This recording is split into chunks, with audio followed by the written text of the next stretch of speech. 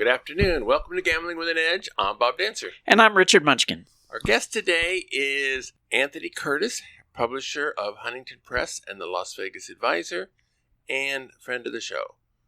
Anthony Curtis, welcome to Gambling with an Edge. Good to be back. All right.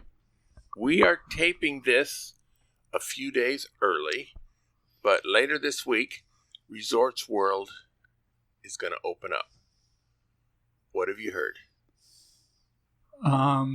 Well, I've heard it's going to be, the biggest, greatest, newest, shiniest, everything. Remains to be seen, but I mean, the buzz on this place is absolutely incredible. They're going to have something like 40 restaurants and bars. They're going to have some of the biggest in entertainment. They're going to have some of the biggest names for residencies. We're talking like Katy Perry, Celine Dion's coming back. Carrie Underwood. Yes, Carrie Underwood and others. Their DJ lineup. I don't know all these guys. I don't know Diplo from K-Flow, but I mean, it's, they've got all these big names that you have heard of when you see them. I don't think there's going to be anything remotely bargain related when it comes to this place. I've already heard that for July 4th, they have the highest room rate in all of Las Vegas, higher than Wynn, higher than Bellagio. I'm hearing it starts at something like $460 for that night, which is a lot for, the middle of summer, even though it's a holiday. So I think it's going to be amazing. I think it's going to be absolutely amazing, but it's going to be pricey. I see a Crockfords sign on the top of the place, but what do they have to do with it? I'm not haven't gotten to the bottom of all of this. What they're doing is they're licensing out. The Crockfords is a hotel element, I believe. I don't think it's a casino element. So you'll also see Hilton up there. They've got that gigantic marquee that promotes all these things. And what they've done is they've made different deals for different parts of as I understand it, for different parts of the hotel areas to be run by different hoteliers. And I think Crockfords is one of those. So there's been very little information gotten out so far about what the casino is going to be like. But it's the middle of the strip. It's a high-end joint. I just can't imagine it's going to be good on any level except high-end play for mistakes found and, things of that nature. They're also supposed to have an Asian-style food court, which, in America, when we say food court, we think of Sbarro and stuff like that. But in Hong Kong or Singapore, a food court is a really excellent... Yeah, you're thinking like a night market. Yeah. But, it does sound fantastic. I mean, this food court sounds like it's all that, but again, we'll see, because we've heard these promises before about food courts and night markets and all that sort of thing. They were supposed to have one at the Link. That never materialized. They started it. It just bombed immediately. It wasn't good. I went to it. It was not good. They were going to have something like that, and they did, and it wasn't good at the one that closed, which was the Lucky Dragon. Of course, nothing about that place was done right. So there's been a lot of attempts. The problem is, those of you who have been to Asia or you have connections with Asian ways of doing things, what a real night market is. Or you've been to LA, or you've been to these things where they're legit. They always try to Americanize it for Vegas, and it doesn't really work out. So we'll see, hopefully. My guess is because it's in a place that is so kind of sanitized, like Resort World, I think that it's going to be Americanized. But, we'll wait and see. But it's Genting, right? It's Genting, but I don't think it matters. I mean, Genting is, they've been in New York and now they're here and they know what Americans are used to. And the thing is, what you and I might consider a really awesome night market or food court with an Asian bent might not appeal to a lot of people who don't want to go eat grasshoppers or whatever the hell they're going to put in these places. Gambling-wise, our last two openings here in Vegas were Circa and the Virgin Mohegan Sun, where the Hard Rock used to be. Circa is a video poker wasteland other than a few 8-5 bonus games. And the other one is a total video poker wasteland. I'm predicting the same for Resort World, although I'm definitely going to be there on opening night, hoping to be proven differently. What is your suspicion? Oh, I agree with you 100%. I can't imagine that they're going to have anything good in the way of video poker schedules. I wasn't surprised by Circa because the D and Golden Gate, which are also in the same, family, there's nothing special there except for the view bar at the D is a cool place for quarter play. A really good progressive there. But I didn't expect much. They actually have better than I thought. They capped their progressives and everything at the other places. At least they let these run. I've seen that $2 progressive at the D that I think we're bringing up, get positive on a number of occasions. Excuse me, not the D, at Circa. Virgin was a complete shocker to me. I just assumed that Virgin was going to know, or Mohegan Sun. Mohegan Sun runs the casino for Virgin. And I assumed that they would know that they have to appeal to the local market here. And I was stunned. And I do not believe they can make it without changing that up. So, yeah, you're right. The last couple times we've seen, and coming out of the pandemic, I've made this point over and over. We'll probably talk about it again on this discussion. But the casinos are just tightening up like crazy. It's actually gross how tight they are getting. So I can't believe that Resorts World is going to open with anything that's, exciting. Who's running Resorts World? Where did they get the casino management people? I think they, brain drained from all the other places. I mean, the guy in charge there is Scott Sabella. He comes from the MGM Group. He's been there for a long time. And I'm sure, from everything I've heard, he's reached out and taken people from all over the place. This guy has a whole lot of connections. And I know people who have been hired away and who have had friends who are hired away. So I think it's just a steal mode, brain drain from all the other places, hopefully the best of the best. But they didn't bring in, to my knowledge, anybody special to manage it, like a Mohegan Sun or anything like that. Now you mentioned, let's move on. You mentioned the pandemic. So Vegas is now open. How close is it to what it was 2 years ago? In terms of what? In terms of the crowds? Or in terms of just normal Vegas? Or how do you mean? In terms of the Vegas experience compared to summer 2 years ago, how is it today? The Vegas experience isn't quite there yet. There's still a lot of things that haven't opened all the way. There are even some casinos that haven't opened all the way. Eastside Cannery, Main Street Station, a couple of the station casino places, the Fiestas, the Palms. Of course, the Palms is pending a reopening after a sale to Morongo, which I think is a good thing. Get it out of station hands into the Morongo Indians, who are relatively loose in the way they do things with their customer base. A lot of the restaurants are still just opening. There was just an announcement this week that Joel Robuchon restaurants were both opening. So they weren't even open yet. They're just about to open. There are a lot of high-end places and good places and middle places that haven't opened yet. So that isn't quite exactly back to where it was. Now, the crowds are fierce. The crowds have been amazing. And that's why the casinos they're so smug right now, because people are coming back in droves. And when you go out on a weekend especially, it's aggravating. It's hard to do things. It's hard to get reservations. It's hard to really move around. So in terms of visitation, it's coming back extremely strong and is very close. In terms of the entire feel of it, I think, we're still a month or two away from that, I think. But masks are virtually non-existent. Most of the plexiglass is gone. Yeah. That stuff, yeah. If you're talking about things like that, there's no more. There's still a couple of places. At Silver Sevens, they take your temperature. At Tuscany, they take your temperature at the door. So there's still a few places, but nobody this was a report to me from somebody I trust, and they say nobody seems to care. The temperature flashes up there, but nobody really talks to you about it. I've been to I don't know how many different places, and nobody's ever asked me for any proof of vaccination or anything not to wear a mask. And it's just no matter where you go throughout Vegas, there's almost no place you can go where you are required to wear a mask. I carry it around in my pocket in case somebody insists on it.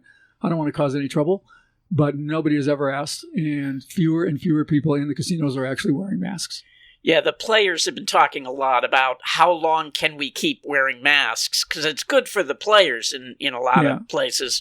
And the consensus seems to be, well, we'll keep doing it until it starts to look weird. And in Vegas, it would start to look weird because you'd really stick out if you're wearing a mask now in a lot of places. Not really stick out. There's probably 10 or 15%. Yeah. And there are some people that are just so, stuck into the fact that they need to wear these masks. So, and I think that the management of these places understand that there are some people that will never go anywhere for the rest of their lives without wearing a mask. They're so afraid of it, and they're so bought into that theory, whether it's right or wrong. We're not going to get into that. But they will wear a mask no matter what. And it almost gets into the no smoking thing. Like, can we really eradicate smoking? Most places no. Park MGM's trying to do it, with some success so far from what I can see. But can they eradicate masks? No. And is there ever going to be a stigmatization for people wearing masks? I don't think so. So I think that players can get away with it. At some point, there may be a suspicion factor of, the guy's on blackjack betting a lot of money, and he's wearing a mask, and he's a refusal. No player's card. And he's a young white guy, and on and on and on. And he's got a Band-Aid holding his glasses together. Yeah. So, yes, from that point of view, you're going to get to that point at some point. But I think in terms of, like Bob just said, it's not unnatural to wear a mask in a casino or to see people wearing a mask. Nobody looks askance at them, in any way. By the way, let me just go back real quickly. We did move on, as you said. But back to Virgin, two interesting things about Virgin. Virgin is where the Hard Rock used to be. Yeah, the old Hard Rock, the Mohegan Sun Casino there, is they have a Spanish 21 table, and they have crapless craps.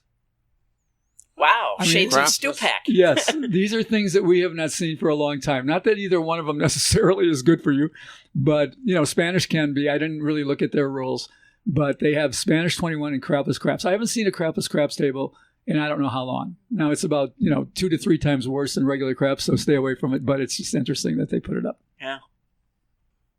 There's a book that you're publishing called Radical Blackjack, Arnold Snyder. A lot of buzz about it. When are we going to be able to see it? I think really soon. But it's really, there's still this pandemic effect, and it's really affecting printing. It's affecting mail. It's affecting printing, like almost everything that has to do with my business is affecting tourism. Everything that has to do with me is being affected by the pandemic. But this pandemic was caused because of you, Anthony. It's all about you. It's about the forces that conspire to keep their foot on my neck. That's what it is. It's about those forces that conspire to that end. I'm sure. I keep wiggling out of it, hopefully. But the book has been at the printer now for well over a month. Usually we have it back by now. We haven't gotten a ship date yet, which is odd, but we're expecting it any day. We think this book will be back by the first week of July. We expect we'll have it and we will begin shipping it. We announced this book before Christmas because we wanted it to make our Christmas catalog, and we really thought we were going to have it by January. But two things happened. One, I just explained the delays. And the other thing, which Richard might be able to speak to, is a few people took umbrage by what was in the book. Is that right? But yeah, that's right. So it took a little while to sort of straighten that out. Yeah, there's a lot in this book. This book, unveils a lot of things. It talks about a lot of techniques. It talks about a lot of stories. And, of course, those stories and techniques have to do with people that we know who are in the advantage player community. Bob Dancer and Richard Munchkin being among them. Both of you guys are name-checked in this book. One more than other, Richard. But I would not expect to be in Radical Blackjack. You are name-checked. But, you'll see Munchkin in there. There's a whole subchapter on Munchkin in there. And many others. With pictures? No pictures. No pictures. But, that's where they put their foot down. But no, we never were to begin with. But because we had these names and we were naming names, we felt obligated, of course, to run it past everybody who was in there and let them comment. And some people, more than others, said, I absolutely do not want that stated in that way, or I do not want that in there at all, or I do not. Whatever. I would say I have to give them credit that almost nothing was removed from the book. It was just altered in presentation. So whereas there was a complete blueprint to certain things, now there's a Rubik's Cube. You got to figure it out, sort of thing. And it's not that tough. All right, good enough. Is that a good enough teaser for everybody? Well, that is. We know our audience can be assured that when the book is out, Arnold will be on this show, and we'll be talking, and maybe 2 shows. We expect it to be a blockbuster. Yeah, well, look, you two guys, I'm not just saying this. You two guys are among the best professional level gamblers who can also write. All right. There aren't many gamblers who can also write and explain things. But with all due respect to both of you guys, I would say Snyder's probably maybe the best ever. I think he's a very good writer, yeah. He's incredible. So this book is not only... it gets droll in some parts. I mean, there's 40 pages on loss rebates that'll, you want to go to sleep. It'll put you to sleep, but it's fascinating, and it's a good, fun read as well. He is a good writer. Stanford Wong's a good writer. Not so much a great player, but he is a good writer. I would say Wong is a great player. I think was a great player. I've seen Wong put his money where his mouth is many, many times. When I played with Wong on his tournament team, he was fearless. I mean, and he'd put up $100,000 in entry fees with a blink of an eye.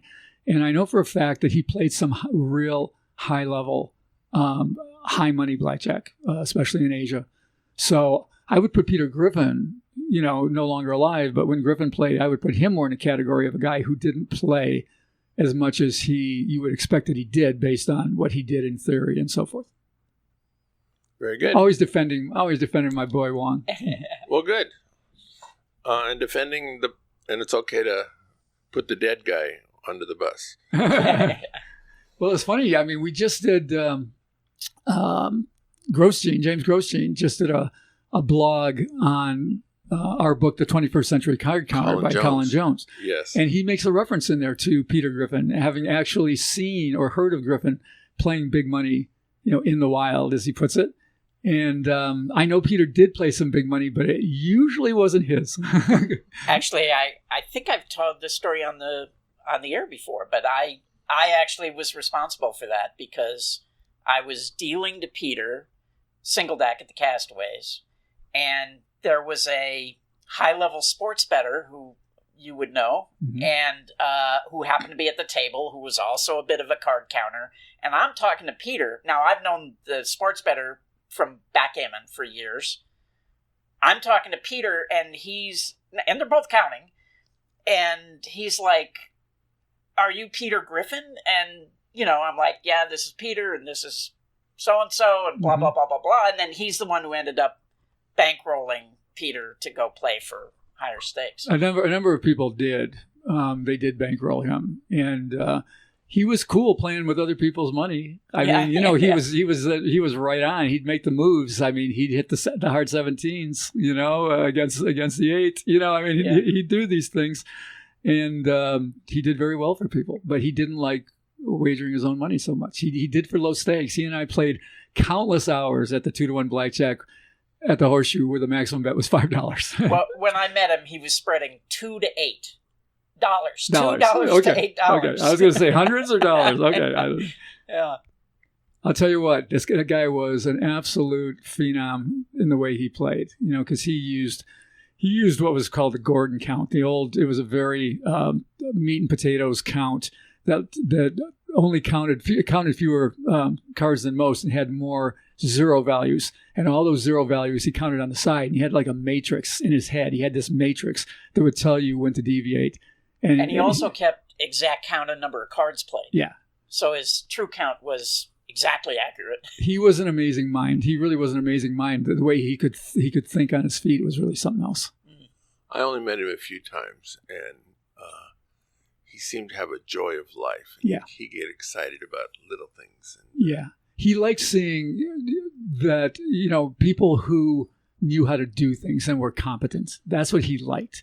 And I've never seen a guy that really the whole world of our world, even the snobs, would kind of tip their hat at the very least, if not bow down to Griffin. And I'm talking about guys like Ed Thorpe, who just had the ultimate respect for Peter Griffin, and other people who just never would give anything to anybody else but themselves, would say, well, Peter Griffin was quite amazing. Olaf Ventura, who's, literally a rocket scientist. He's a Harvard Smithsonian astrophysicist, and he just couldn't get over it when I brought him to meet Peter, and they all hung out and got along. There was something about him. Actually, the same, I have to say, my recommended when we get to the end of the show is a podcast where Richard Ziemba gets interviewed.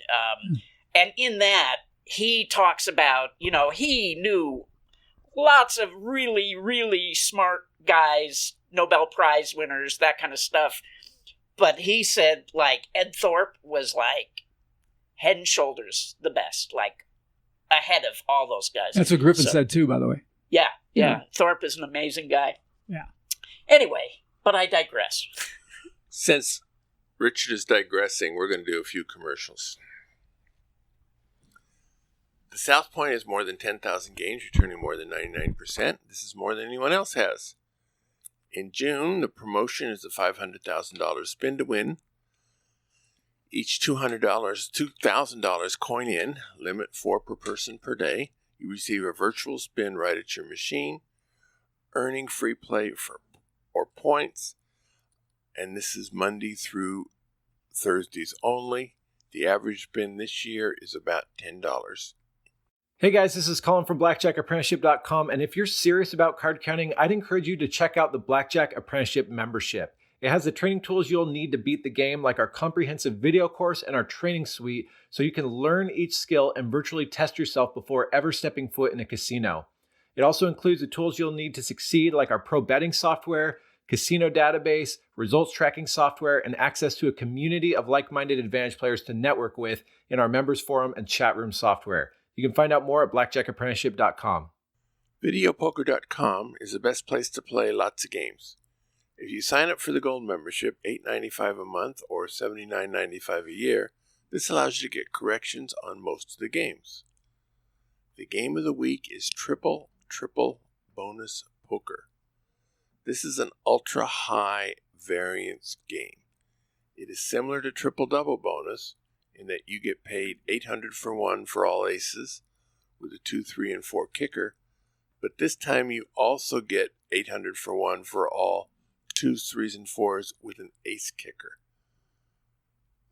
This is an additional $400 for 1 over Triple Double Bonus, and it occurs approximately every 13,000 hands. To pay for this, straights are reduced from paying 4 for 1 to 3 for 1, which costs you a bit more than 1% because straights come in approximately 1 in 97 hands in this game. The variance is around 140, which will make you wish you stayed home if you don't hit one of the big ones today. All right, we're back to Anthony Curtis. I heard Vegas is going to come up with weed lounges. What are weed lounges? Weed lounge is going to be, by the way, this will go in, it was signed into law, and it goes into effect on October 1st. A weed lounge will be a place that you are allowed to consume marijuana products, whether it's smoking or edibles. Now, it's been 4 years now since Nevada legalized recreational cannabis. But so you can come to Vegas or other parts of Nevada and you can buy weed or weed products, but you can't consume. All right, so that's always been the strange catch-22 about this, is you could buy it, but you were technically breaking the law if you were to smoke it anywhere in public or in your hotel room or anything. So not that people weren't doing it. You know, we know that. We walk around. Every casino parking lot. It was, oh, yes, the parking lot. Oh, how about the hallways? You know, it's like, good Lord. But technically, it was illegal to do. So the weed lounges will allow you to consume. And there are going to be 20 licenses given out, and they will be given to places that are attached to dispensaries or outside of a dispensary. So what you need to do is, once you buy your pot, your weed, whatever we want to call it, you want to smoke it legally in public, you have to go to one of these lounges. As I say, it starts on October 1st, but there won't be one open by then. That's just, they haven't even given a license out yet. So it's probably going to be another couple months after that. But by the new year, by 2022, you're going to be able to consume cannabis products in Vegas. Do you know if any of the casinos are applying for those licenses? I don't think so. I think casinos I think it's a no. And I think that the state has disallowed that. I don't know for sure. But if the state did not, gaming, if gaming has not disallowed it, I believe that no casino will touch it. So I don't think it's going to happen in a casino. These will all be separate, standalone, like either part of a dispensary or a bar or, recreational venue of some sort. I think in Colorado they have cannabis spas, which I think is a great idea, right? To be able to go get a massage or whatever while you're high. But so well, we're probably going to have some hybrid of that in Vegas. If I out in Pahrump, they'll have a really special hybrid of that. But. Yeah, they'll do what they can do. They'll get away with what they can get away with, and but I just don't think you see it happening. Something very akin to strip clubs. You're just not going to see a topless joint in a casino. They just don't want to touch it. It's just Well, but you have the topless shows. You have topless shows, but you're not going to have lap dances. You're not going to have dancers. Yeah. The closest you're going to have to that are go-go dancers.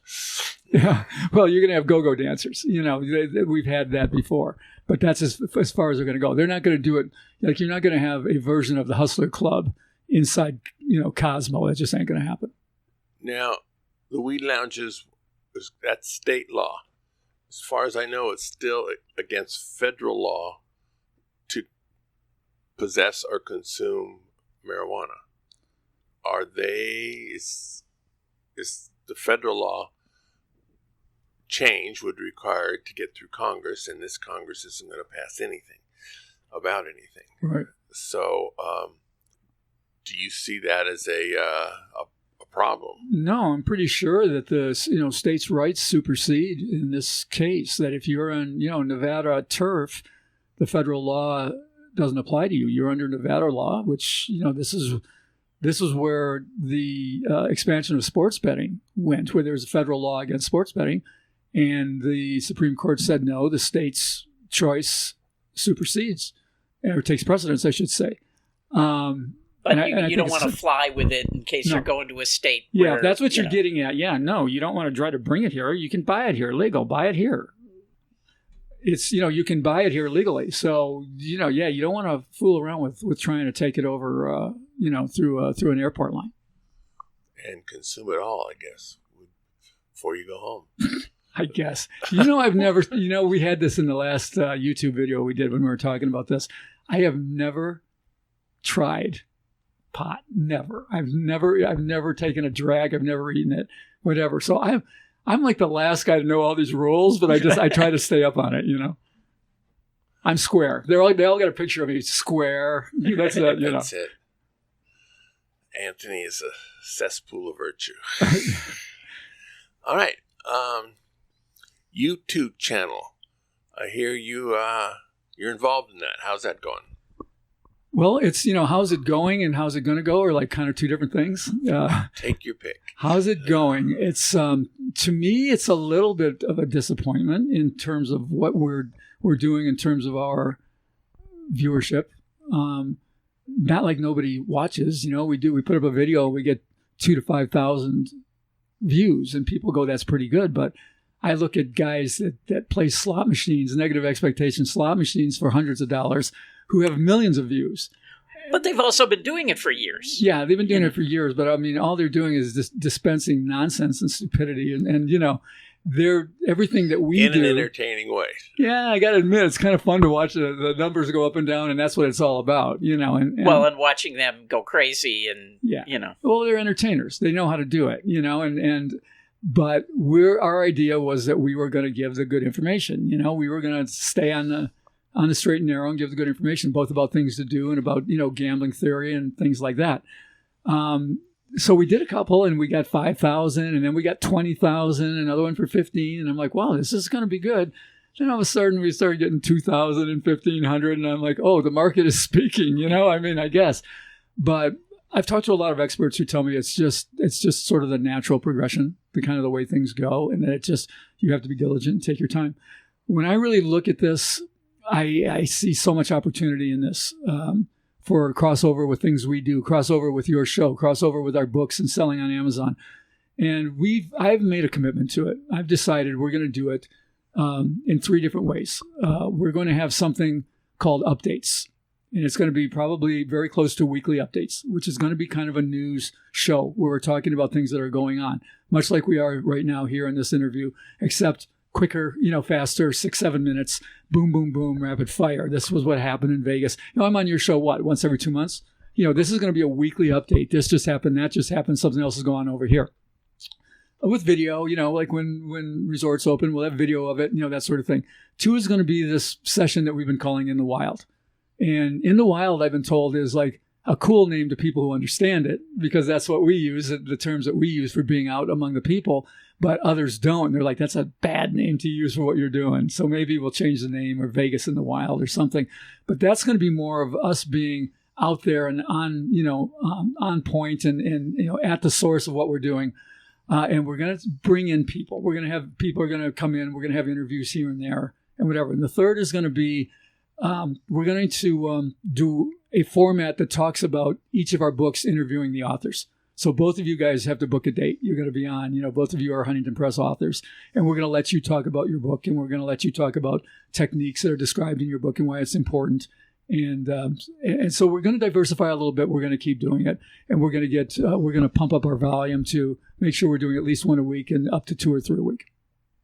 So since I have 9 different strategy cards published by Huntington Press, that would mean I would be on your show 9 separate weeks. Is that correct? Potentially we could. We were going to, I hope not. But you have a face for podcasts. So. Well, that's... I'm just waiting till I see you on Anthony's show on YouTube. I'm looking forward to discussing the strategy cards with you. I mean, to be honest with you, I think it's the greatest gambling product ever. I think it's the most useful, best gambling product for everything, for price point. These cards are $6.95 $6.95, I think, and they're worth 100 times that. And they're so easy to use, and you don't have to read them. You just have to consult them. Not that people do. They carry them around in their pocket and don't look at them. But I still think that they're better than a book. They're better than a video poker program. I think they're better than anything. I really do. Unfortunately, my co-author on that, Liam W. Daly, is now gone. He should be on that podcast as well, but that's not going to happen. He had a lot to do with it. I know. You've told me that he was very good at formulating or putting those strategies in readable format. Correct? Yes, it was a joint effort, and he probably did more of the work. Well, like I said, I give you guys credit where credit belongs, and those cards are good. I use them to this day. I carry them around. I use them. If anybody wanted to know why we still let Anthony come on this show, you probably have a better idea right now. Mm-hmm. I just want to say, of the 3 of those things, the one that appeals to me the most is the In the Wild, and I agree with you. I think that you can come up with a better title, because what I want to know is, where are the good places to go eat, or where is the cheap places to go eat that have good food that I didn't know about? Yeah, we're going to start going along those lines. All right? Yeah. What we've done within the Wild to this point has been experimental. And it's been, going to a bar, playing video poker, talking about the hands. Everybody gets all uppity about it. You're playing 6-5 video poker in a bar. That's horrible. That's not the point. This video is not about come here and play this game to make money. We make that point. You cannot beat this 6-5 game unless we're doing a promotion, like we've done on a couple of times with free play for playing X amount and that sort of thing. We're talking about the way the systems work, the way the process works. And it's a little too dry for some people. And we're going to do more on site of cool things we know about, to where to eat, things to do, actually going right in there, taking pictures of them. Like, these are the best chicken wings in town. This is the best hot pot in town. These are the sort of things that we're going to start doing. And we think that that's going to up the appeal factor, for a lot of people. So you're right about that. Plus, I should mention, we've done 2 video poker quizzes, pop quizzes. We got a 3rd one coming up. And people should get in on that, because a lot of people understand video poker or can use their learning tools to figure out the answers. And we're giving away really good prizes. I mean, we're giving away software. We're giving away LVA memberships. We're giving away comps to the places where we shoot them. So, we're trying to make this fun, and we're trying to make it valuable for the people who view. I assume I'm not eligible for the prizes. Sure you are. Of course you are. Everyone's eligible, because here's what we do. We say, look, we're going to give away 12. We're going to give away 15. And one of them was really easy, and we had 78 correct answers. So we did a drawing. And we did the drawing live. So everybody can be in, but you still got to get drawn. Yeah, but that's not right. And if I win, I get a copy of my software. I mean, Yeah, you get a copy of your own thing. That's it. Very good. Usually at this time of year, we're halfway through the World Series of Poker. There's a lot of poker going on in this town, but there's a lot of tournaments all over town, but the World Series is not there. Do you know when it's coming back to Vegas? Yes, that's been announced. As we know, last year they kind of did it remotely. I think the only live competition they had was a heads-up competition with the final two. And this year they're going to pick it up again all live at the Rio again. It'll start September 30th. It will run through the end of November. I'm very surprised by how well poker came back. A lot of poker rooms are open and operating. And there's a couple of big alternative tournaments going on right now. I think one at the Venetian, one at the Wynn. So anybody who was normally would come out here during this time to play the World Series can come out and play some pretty big poker tournaments. But the actual World Series will be at the Rio starting September 30th. And then presumably next year it'll be back to starting at the end of May again. Yeah, I think so. I think, when we talked at the beginning of the show about is Vegas back to normal? Well, no, because of things like this. Everything's still a little bit off kilter. And I think they're shooting toward 2022 is everything going back to normal, hopefully, at least in terms of scheduling and such. All right. A couple weeks ago, Frank B. was on our show, and he said the two of you went to the Pass on Water Street in Henderson. What were your experience there? Okay, the reason we went is to check out the area down there, because I like to go down to Henderson whenever I have an opportunity, but also to check out a new casino. And typically when a new place opens, we'd like to make a sort of a decent laydown, meaning bet a certain amount in video poker and see what we get back in the mail. And a lot of people like to operate like that. Yes. So, I did that. Frank didn't play because he was doing something else. But I ran $16,000 through, which I thought was a fair amount of money for that place based on what I could see and people operating, and wanted to see what the mail would be. And it was recently, so I haven't gotten any mail yet. We'll see what happens there. But I did get $160 in club points, free play. So that's 1%. That's pretty juicy. Was it a good game you were playing? They only have 3, quote, good machines in there. 2 of them are 8-5 bonus poker. Triple play for dollars. That's as high as it gets. That's why it took a long time to get 16,000 through. It took a couple hours. And they've got one 99%er on double-double. I'm not sure what that schedule is. That would be 9-6. That's it. They've got one. So they've got 3 machines total. So the first thing is when I went down there, all machines were taken. I had to wait a couple hours even to get on a machine. And then it took me a couple hours to play. But it was 8 times point day is what it was. So that's why their slot club return is like really low, like 0.012%, that sort of thing. But I did accrue, because of the multiple points and all that, $160. But when I went to play it off, I found out something that I'd never seen before in a casino. I've seen this in bars, but they will only redeem at $50 a day. So anybody who wants to try that, keep that in mind, that you will only get redemption at $50 a day. The only other place that I've seen that is at bars where people were taking advantage of gambler's bonus, and they will only let you redeem at $25 a day at a gambler's bonus redemption. Well, usually it was $100. They dropped it. They dropped it? Yeah, to 25. It's only $25 a day now that you can redeem at any gambler's bonus, unless they've changed that. You would know better than me, but I've never seen this in a casino. I was really surprised because now I got to drive all the way back to the pass. I got, back to the pass again and back to the pass again, and it's still going to leave me $10. I don't know if I'm going to go down there for $10. I might. I've seen it twice. One is at the Eastside Cannery, where they had offered this too good to be true bonus point promotion for the whole month, and they killed it after one day. And then they limited you to $50 at a time to pick it up. And the other one was at Club Fortune, which is on Boulder Highway south. Near the pass, sort of. Same area. Yeah, And there, after a huge promotion where players earn thousands of dollars of free play, they limited you to $25 a day Wow. of picking it up. Okay, so in those cases, it was both in response to people taking advantage of a promotion. Yes. So as opposed to this just seems to be standard policy. Yeah, this is just the policy they opened with. Yeah. And I mean, I actually went to the club booth. I said, come on. I go, are you kidding? And the girl shakes her head. She's like, yeah, I know, but she goes, that's just the policy here. So at Club Fortune, there were a lot of players with thousands of dollars. So they just stuck it to them. Well, the players let one of the wives of one of the players all have their cards and change their passwords to the same thing.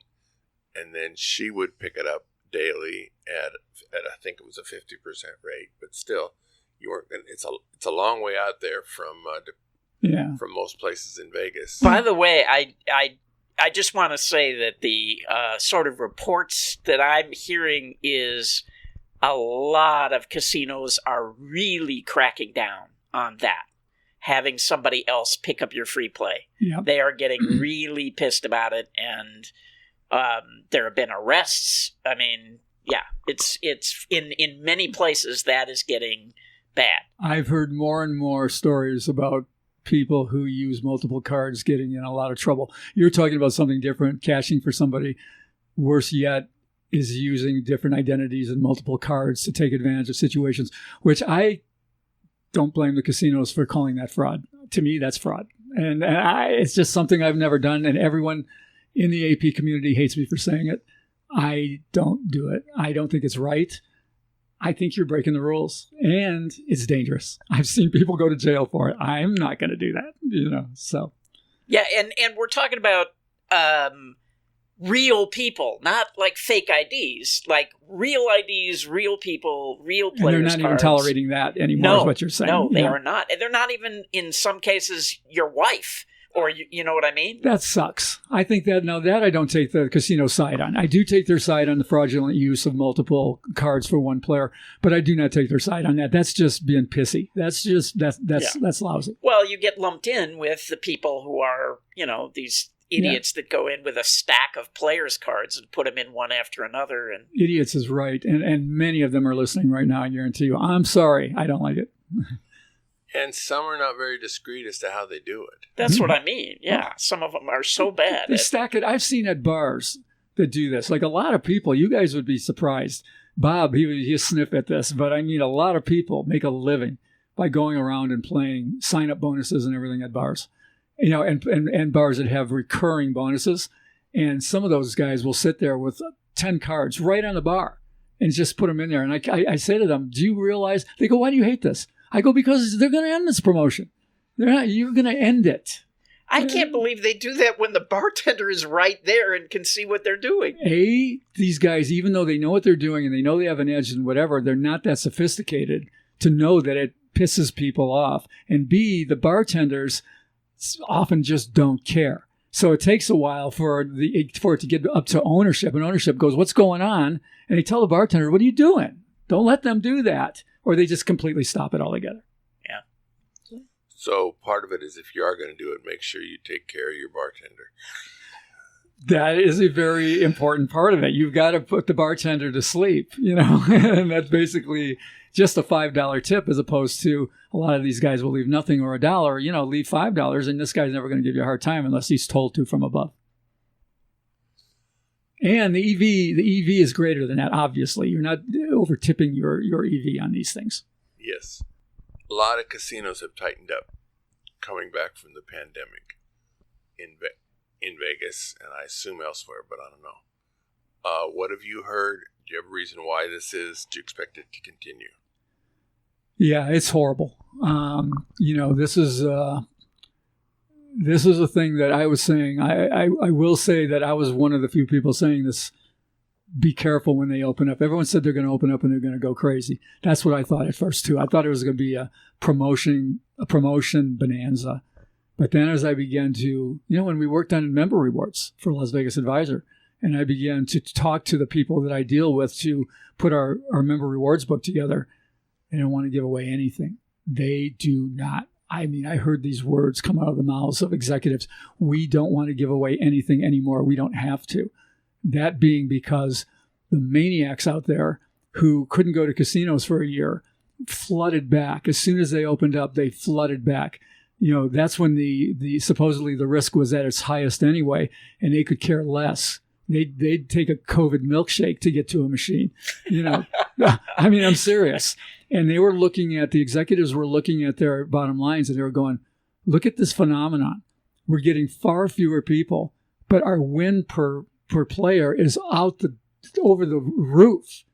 And they got so seduced by this, and they just got together and said, we don't have to give away anything. That's why a lot of buffets aren't coming back, because they don't make the kind of money on buffets that they would like to make. And it's not worth it to them to pull in a marginal player on a break-even proposition. So we're seeing this all over the place in all sectors of the experience. Going back to when we started, is Vegas like it used to be? No, because of this. And they're tightening up everywhere. In the entertainment sector, the big shows are coming back, but they're closing many of the small showrooms. Caesars is like the biggest offender here, MGM as well. Well, go figure on these two. But they're closing the small venues that they weren't making enough money on or were only making licensing fees on. And this is happening all over, and it's going to happen until the degenerates with the money who are playing lose their money and stop coming back, and they start to need that middle market customer, and they're not coming back because they're not getting anything. And then I think we're going to see it pivot again. But for the time being, that's where Vegas is different, is they are ruthlessly gouging. I hate to see it. I hate it, but it's happening. Yeah, the parking fees have come back. The resort fees going up. Resort fees go up every month, maybe $1 or $2, but they go up every month. And the parking fees came back in all the places where they were before.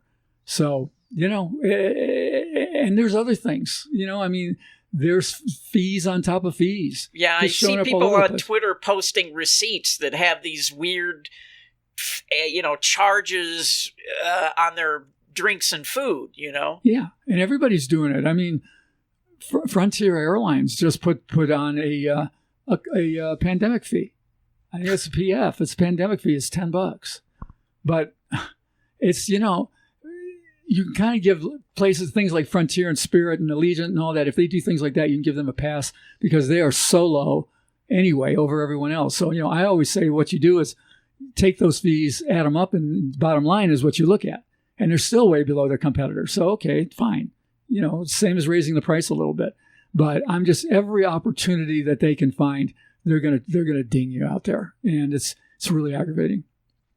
So when Caesars did this, I attributed it to the fact that El Dorado has recently bought Caesars, and the El Dorado policy was different.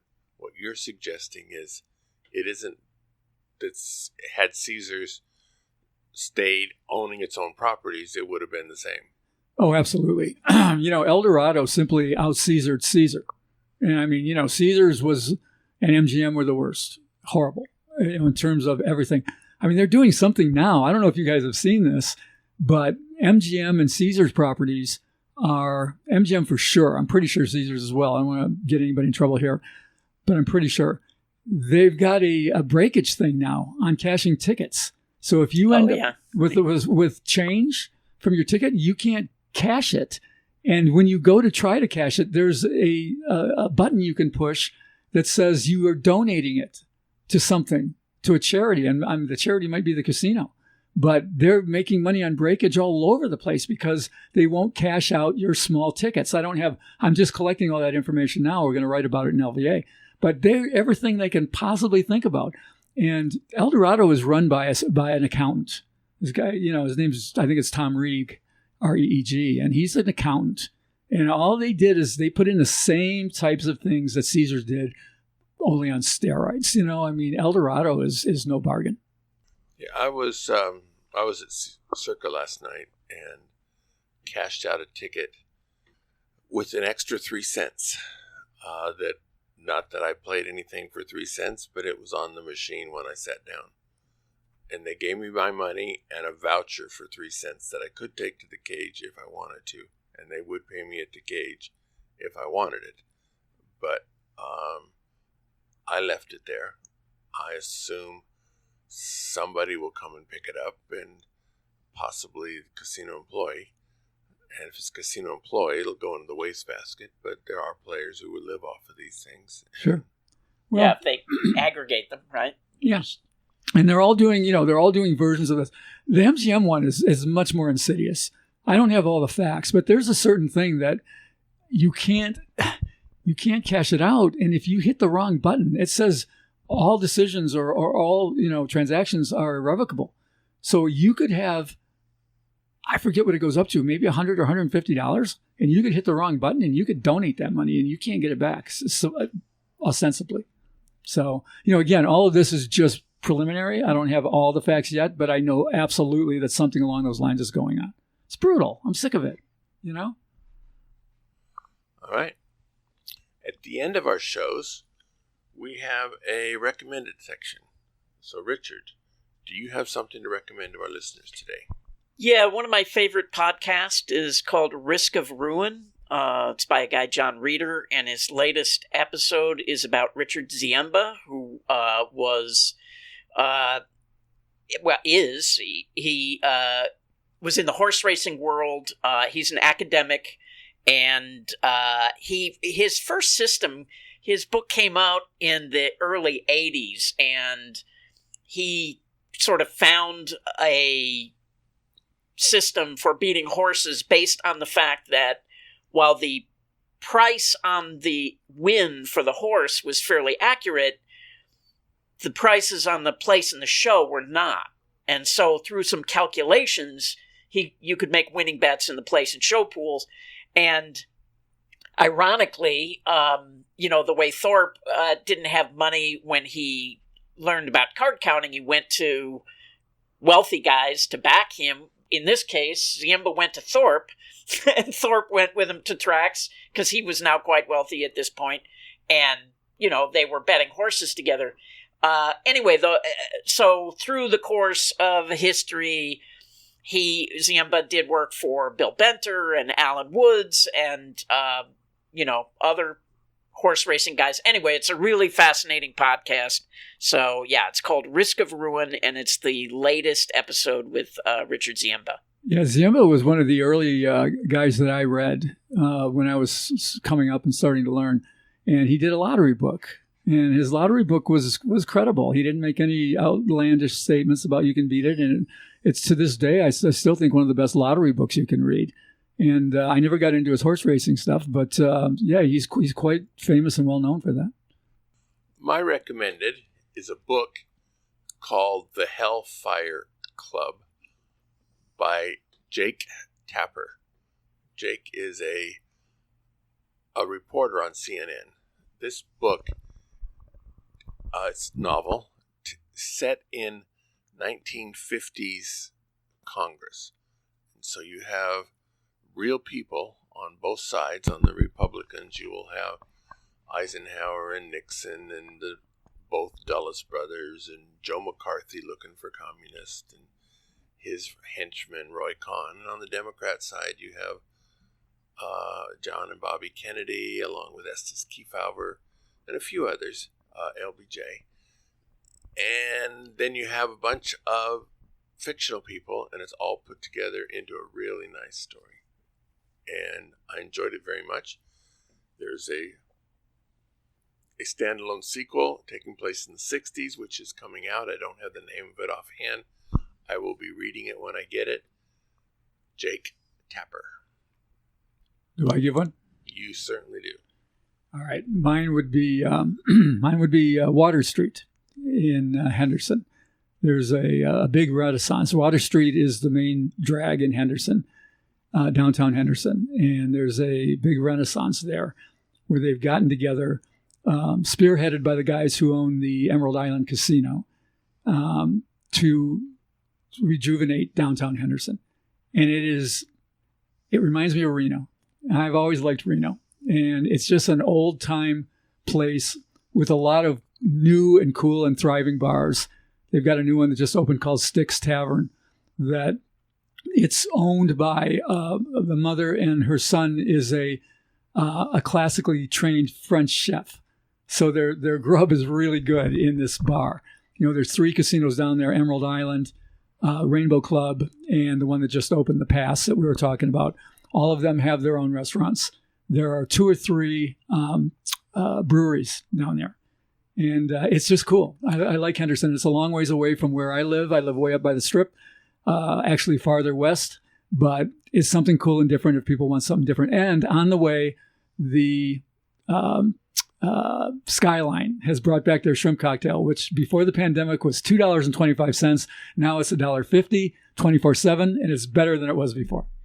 And I think they're doing live music on Water Street on Friday and Saturday nights, or at least they were for a time. So yeah, they've got some sort of like a First Friday thing down there as well. I forget what they call it, last Thursday or whatever it is. But yeah, it's really fun and nice, and it's got an old town feel atmosphere. It's pretty neat. Yep, I've been down there, and yeah, cool and stuff. And if you get in trouble, you don't have far to go because the police station's only 2 blocks away from the That's section. right. It is. All right. Thank you, Anthony Curtis. Thank you, Richard. Go out and hit lots of royal flushes, everybody. Good day.